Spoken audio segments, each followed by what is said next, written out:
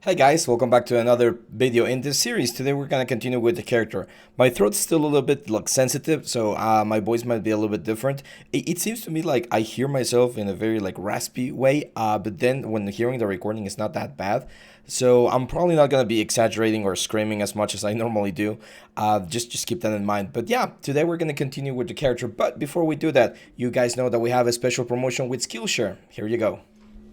Hey guys, Abraham here. I just wanted to remind you guys that we upload all of our courses to Skillshare. Skillshare is this amazing site where you can access a ton of different content to learn, improve, and grow as an artist. We have all of our courses available to watch and learn from right now in Skillshare. You can check the description down here, and Skillshare is offering 1 free month trial to their premium membership. With this membership, you're going to be able to access all of our courses and watch and learn all of the amazing things that we cover with all of the softwares. So, what are you waiting for? Check Skillshare down here below. There we go. So let's jump right into our stuff, guys. Let me just move my microphone. I feel like it's a little bit on the way. There we go. Hopefully that's not that bad. The thing is, when the microphone is there, I don't like the shadow that I get on my face. It looks a little bit weird. But anyway, let's go here. I'm going to turn off my paint for a second. Sometimes when I'm working on a character, I prefer to work on the character without any color texture or color information. That makes it a little bit easier to understand what's going on. So now we're going to jump into the polishing section of this whole thing. So I'm going to use my select lasso. Oh, by the way, I will always forget to turn on our special keystrokes for anyone. We have like this keystrokes on the corner, so if you want to follow along, like those are the shortcuts that I'm using. So BCV is the shortcut for clay buildup. I'm gonna thin out a little bit of the muscles here on the arm so that the connection with the wrist is a little bit flatter. Usually the wrist is very flat on the connection, so you're not gonna see a lot of volume. This also helps with the rigging later on. I'm not sure if we want to rig this guy or if we're gonna rig it. Let me know in the comments if you guys would like to see this character being rigged. Maybe even animated. That would be a quite little project. It will definitely take way more time, but we might be able to do that. So on the hand, we have a couple of important landmarks. So for instance here, we have like this triangular looking shape where the thumb and the index finger combine. The first thing I'm going to use is I'm going to use my trim dynamic, and I'm going to remove like the hard edges on the fingers. We use these blocks or these squares to get like the general shape of the finger, but as you can see, it's becoming a little bit difficult to control. Now, another tip that I can give you guys when sculpting hands. Unfortunately, hands are one of those things that are really difficult to control when fingers are really close together. So you can grab your mask lasso, and what we can do is we can grab like this pinky finger, press W, and then move this to the side like this. Invert the mask and then just move the pinky finger out, kind of like spreading the hand. That usually helps with this overall like sculpting issues that we sometimes get. So for instance there, for the index finger, same deal, just move the pivot point to the base of the finger, invert the mask, click Control and tap, and then just rotate this out. And by spreading the hand, it's usually a little bit easier to work on these areas without actually like hurting any of the other ones. Polygroups are another very cool way. As you can see, we have this very rough polygroups right here. So if we're gonna be working, let's say on this finger right here, I can just press Control, Shift, and click, mask it, and then, sorry, again, Control, Shift, and click, mask it, and then invert the mask like this. And that way, like all of the things that we're gonna be doing are only gonna be happening on this finger. I'm gonna show you a nice little trick. So as you guys can see over here, we actually already have one finger, which is this pinky finger done. And we did this pinky finger in a very similar fashion to how we constructed the other fingers, right? Wouldn't it be easy if we could just grab that finger and duplicate it everywhere else? Of course, change the scale. Well, we can actually do it. So here's what I'm gonna do. I'm gonna clone this character over here. And then I'm gonna remove symmetry. Select just the hand, delete everything else with delete hidden, and then again select only the finger, delete hidden, Dynamesh, and I'm gonna polish a little bit like the insertion of the finger. So this is just like a base mesh, right? Like it's a base mesh finger. Let's press F, there we go. Remember, F is to frame to frame the camera on the finger itself. There we go. It doesn't have to be perfect. It's just like the general shape, right? Make sure that the proportions are right. For instance, I think this is a little bit small, so I'm gonna make this a little bit bigger. So first section, second section, third section. I'm not gonna go into details right now because details are always dependent on the project you're working for. If it's going for a game or if it's going for cinematics, the level of detail you're gonna have is way, way different. So even though we could sculpt this finger to be like super, super dense and super high poly, if we do that and then later the character goes into games or into 3D printing and stuff, all of that detail is lost. It's time that you don't need to invest to properly do this, right? Now, very important, I'm gonna rotate this finger. I'm gonna center the pivot point, reset it. I'm gonna rotate this finger so it's facing me. And I'm gonna rotate it so it's pointing towards me, like this. And I'm gonna say B, and I'm gonna create an insert mesh brush. I'm gonna say new. And there we go. So now, when I draw, as you can see, we are drawing fingers. So if you want to create like a monster with multiple fingers and you don't want to sculpt every single finger, this is a perfectly good way to do it. It's super bizarre. I know it looks like super creepy, but that's how we can do it. So now we go back here to the original character. And what I'm going to do is I'm going to delete at least like the two fingers right here. So let me, let's like select this guy. And then I'm going to select like this. Let's go like this. And then let's hide everything except for those fingers. And then invert the selection. So now, as you can see, the hand's missing those two fingers. Delete hidden, Dynamesh. And now if we go to insert mesh, we can just like draw one more finger here and use our gizmo to get it into position. It's a really, really handy way to do this, by the way. And as you can see, it's going to save us. Instead of having to sculpt every single finger separately, we can just do one and then duplicate it. Of course, scale it so that it has a proper like scale and stuff. That one, to me, looks like fair. Just a tad bit smaller. I even like that position where it's like bent on the other direction. And then we can either insert a new one or just duplicate the other one. Both of them of the options work. In this case, I'm going to duplicate it. It's going to be slightly smaller.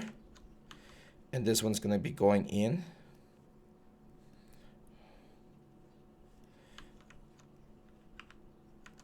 And there we go. We can even do this with the thumb as well. But before that, I'm gonna Dynamesh, so these things are like together. Definitely lost a little bit of hand here. So let's just inflate. Dynamesh again. And now it's just a matter of like rebuilding, you know, the knuckles. And working on the hand. So as you can see, that hand looks a lot better. And we save ourselves a lot of time by just duplicating the finger that we had before. I'm gonna simplify some of this like markings. I think they're a little bit too much, I would say. But that looks good. I'll probably need to like modify or move them a little bit more later on, but for now I think they're in a good position. Let's do this again. So I'm gonna select the hand and then shift select to hide everything but the thumb. Shift select like this. I'm gonna hit delete hidden, Dynamesh. As you can see, things get they try to like rebuild in the best possible way, and then we go B and we use our insert like thumb. It's gonna be like there. Remember we talked about the thumb. The thumb doesn't have two of the phalanges, or one of the phalanges, right? So, and it's on a sort of like a different angle. So we can change it around, move it around a little bit.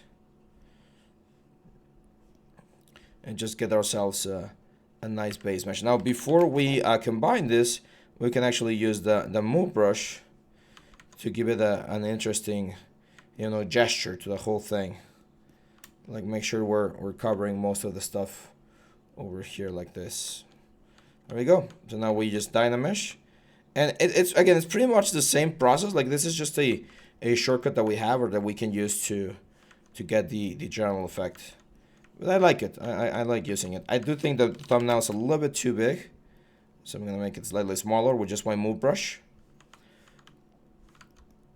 And now that we have this, now we can go into the hand and start like tweaking it.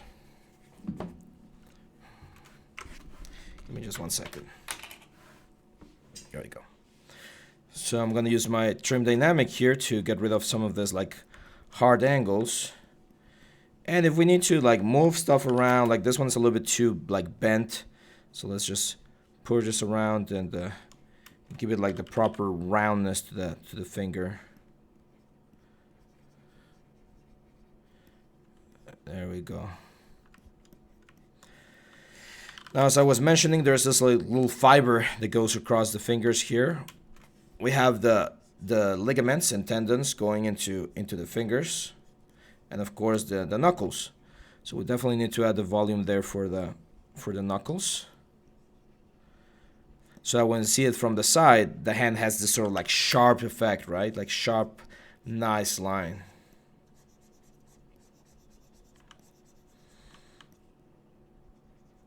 I like using trim dynamic to get this like nice shapes. And there we go. Now on the inside of the hand, we have the pads, right? Like there's a couple of pads. This pinky finger is it's making me uncomfortable. It looks really weird. So I'm gonna move my pivot point right there. Just give it back, so it's more in line with the rest of the hand. There's way too much separation here. We can just like mask one side and then just move things slightly. There we go. Now these are too sharp, so I'm gonna start adding a little bit of mass here, volume, to make the fingers look less blocky and a little bit more organic.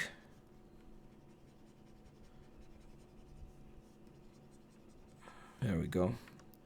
So we still want to keep like that sort of like nice angle on the knuckle, but we want things to look way more like natural, right? Same way like on this side. It's all about like creating that sort of like nice transition from one shape to the other. It's all about the shape language, right? So we're going from organic, bulgy stuff to soft, to hard, surfacey stuff in the bones. So that's what we want to have. There we go. That looks okay.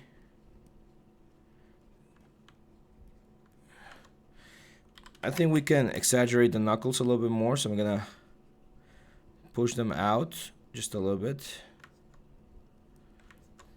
And then I'm gonna do the thing that I told you about with the hand.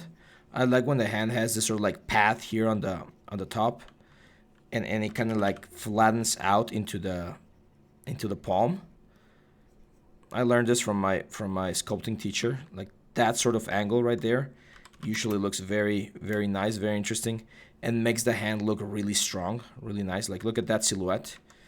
That's way, way better, right? So I think for this sort of like monster that we have right now, that's gonna be really, really helpful. I'm gonna get rid of the nail for now. And as you can see, the fingers are like a little bit weird, like pointy on one side. I want to keep them a little bit more like a round thing,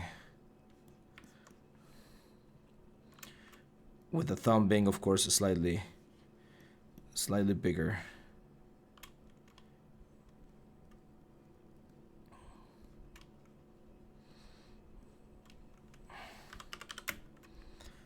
There we go. Cool. So yeah, that's I think that's pretty much it for the general blocking and polish of the hands. Some people, I've seen some character artists do this. It's fun. I'm not gonna do it right now, but it's a fun exercise. You can actually take this decimated object right now into Maya, throw in a quick rig just to see how things like bend and deform. Because sometimes you model things like really nicely here inside of ZBrush, but when you bend them and deform them, things don't look as nice as you thought. And of course you need to adjust them. But I think we're in a good position.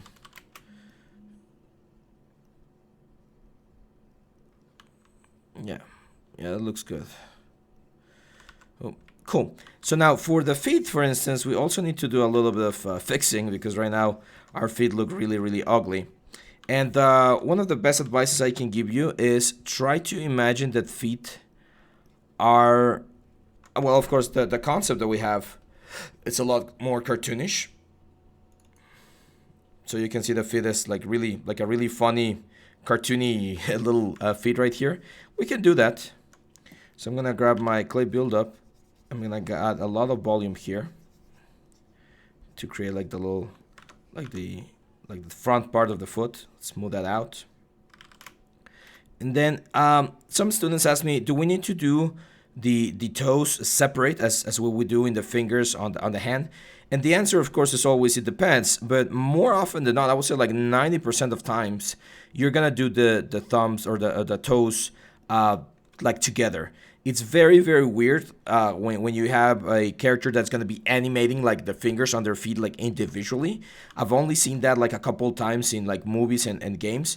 One of the movies that I always use as an example, some of you guys might remember this one, in the Disney did this movie for Rapunzel.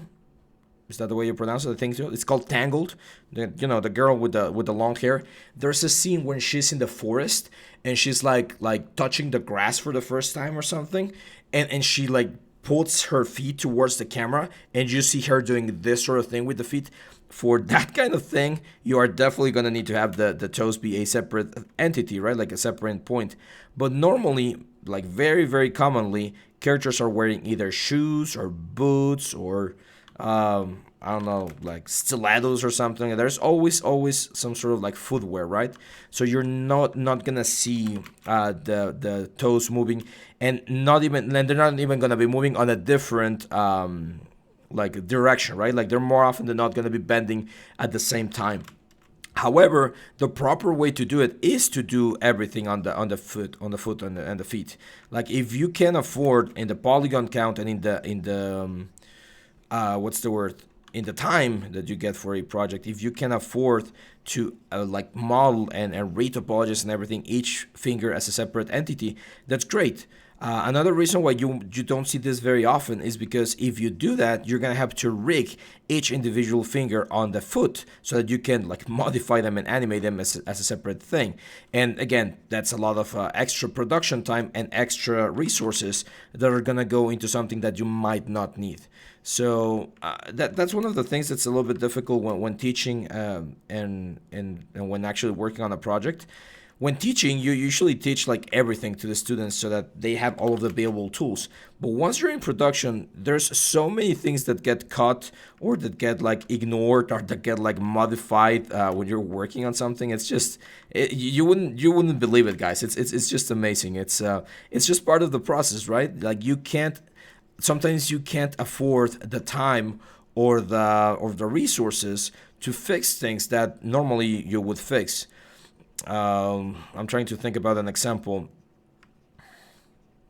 but I can't think of anything right now. But yeah, like sometimes things get missing textures, or you have like bad like pixels, or the weights on a character are not perfect. But since the character is only gonna be on a scene, and the scene is not gonna show you the character on that specific like view that you have, then it doesn't matter. You don't need to spend as much time on those resources when you're not gonna see it, right?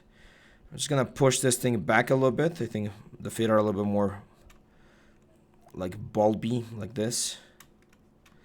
And that's it. Like I normally wouldn't model face like this, but that's the concept. So just Dynamesh and that's it. I don't see toenails, but usually toes are a little bit flatter as they go towards the top. So I'm gonna use my trim dynamic here to flatten them a little bit. And later on, if we want, we can add some toenails. There we go. Mainly because I want the silhouette to read and look very, very clean. So that's it. The hands and everything are looking quite nice.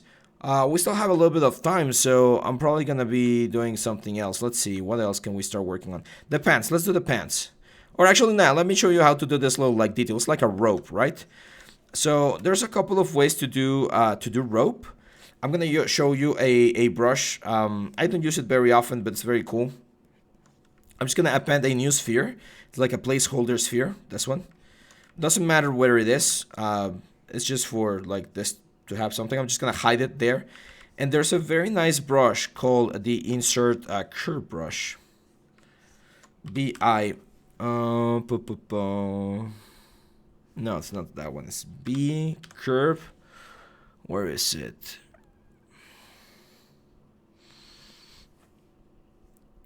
Is this one? Curve strap snaps. Is this the one? Yeah. Okay, so as you can see, this curve strap snap is for creating straps precisely. And there's a nice little function. It's kind of hidden in the curve brushes, but if you start drawing and then you press shift, you start drawing and then you press shift and go outside of the character.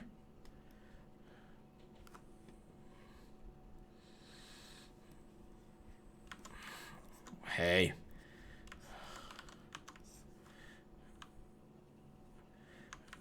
Oh, it's not working right now. There's an option. Let me turn off symmetry. Oh, that's really weird. There's an option where if you have shift pressed and you go across a cylindrical section of the character, it kind of knows that you're trying to draw a circle and it closes the loop. I'm not sure if this brush is not the one that's doing it. Let me try something else. I'm gonna use, I normally use this like insert cylinder extension. Same deal.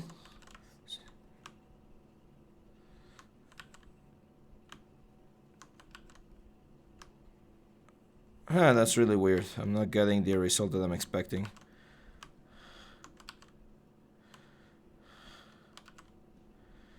I mean, we could just like go across the character. It's not the ideal thing. It might give us a little bit of a more natural look, maybe. I'll check why this didn't work. If you guys know why my bug or my tool is bugging, let me know. But as you can see, we've inserted this sort of loop in here. I'm just gonna tap anywhere outside of the character, and now if we dynamesh this, of course.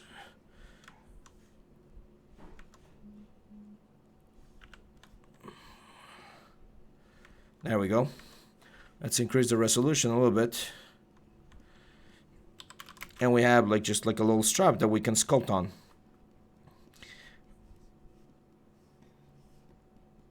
We could have also used just like a torus and insert it later on or at the beginning.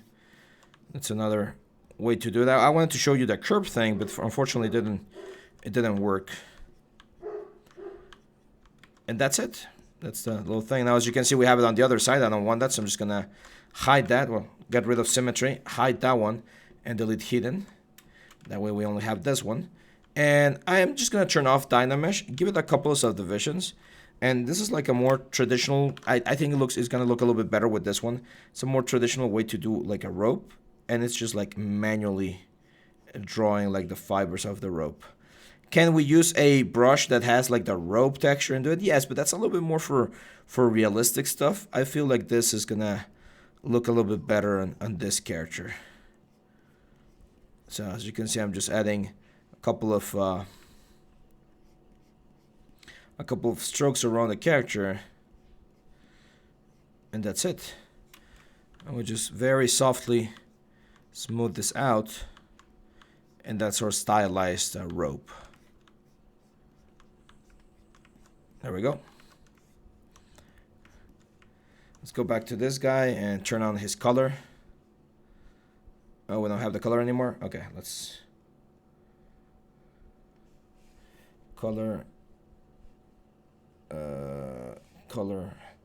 fill object. There we go. My tablet feels a little bit like, I don't know, weird. Cool. Let's go back to like a white color. What's this tablet? Probably need to clean it or something. There we go. So yeah, I mean, the hands are looking way better. Of course, these guys right here don't look good anymore, so I'm just gonna delete this. We're just gonna like bring them back later on. Right now I want to focus on the body, and let's keep on polishing here a little bit some of the like the muscle groups, which I know are gonna be covered by the webs of the whole thing. But it makes for a stronger character. There's usually like a bony protrusion over here as well. I'm just gonna add a little bit of volume, and again, train dynamic to clean it up.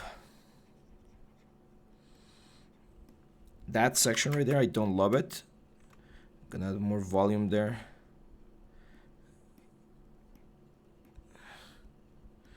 To make sure that the hand looks like strong, right?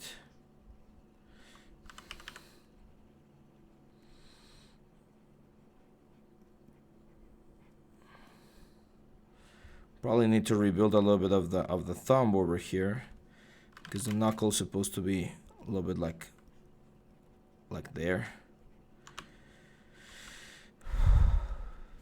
And that's it.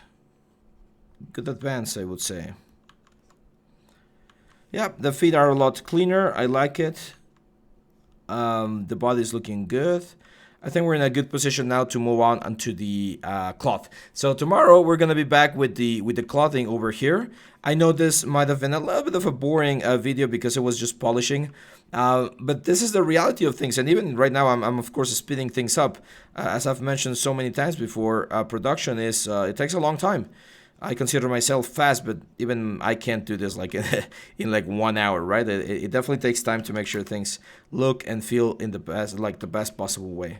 So hopefully the tips and techniques that I show you today are good for you, my friends. If you like it, make sure to leave a like, share, subscribe. You know the drill. And I'll see you back tomorrow with more 3D content. Bye-bye.